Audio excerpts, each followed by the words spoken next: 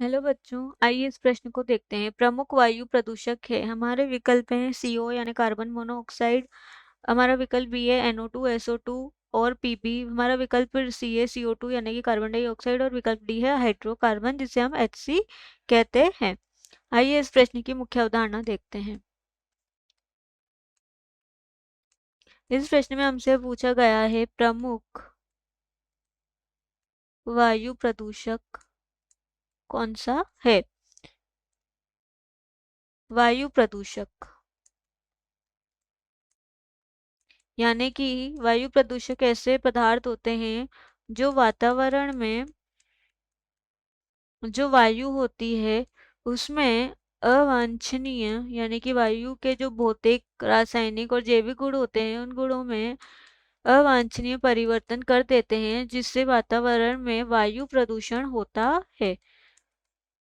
वायु प्रदूषण में मुख्यतः हमारी जो गैस होती है वो होती है हमारी नाइट्रोजन ऑक्साइड, सल्फर डाइऑक्साइड और हमारा PB, जिससे अत्यधिक मात्रा में वायु प्रदूषण होता है।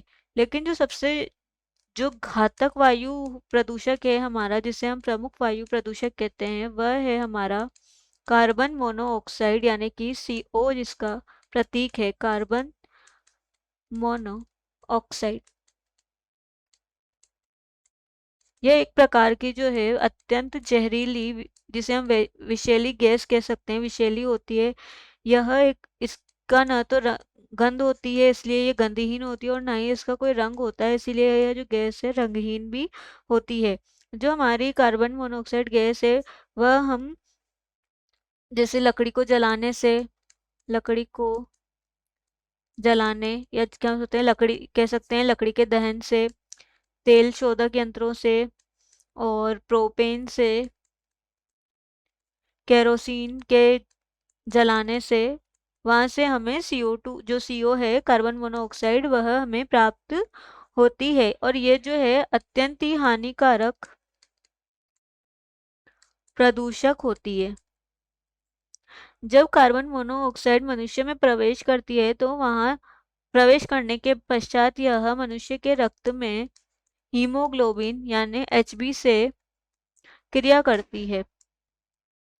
क्रिया करके हमारे जो शरीर की रक्त कोशिकाएं हैं, रक्त कोशिका,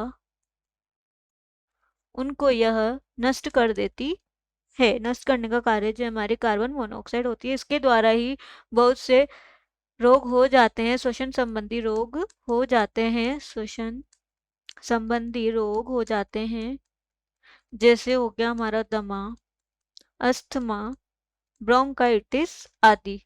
अतः हमारा इस प्रश्न का सही विकल्प है CO यानी कि कार्बन मोनोऑक्साइड गैस जो है हमारी अत्यंत वायु प्रदूषक गैस है। आशा है कि आप इसे अच्छी तरह समझ गए होंगे। धन्यवाद।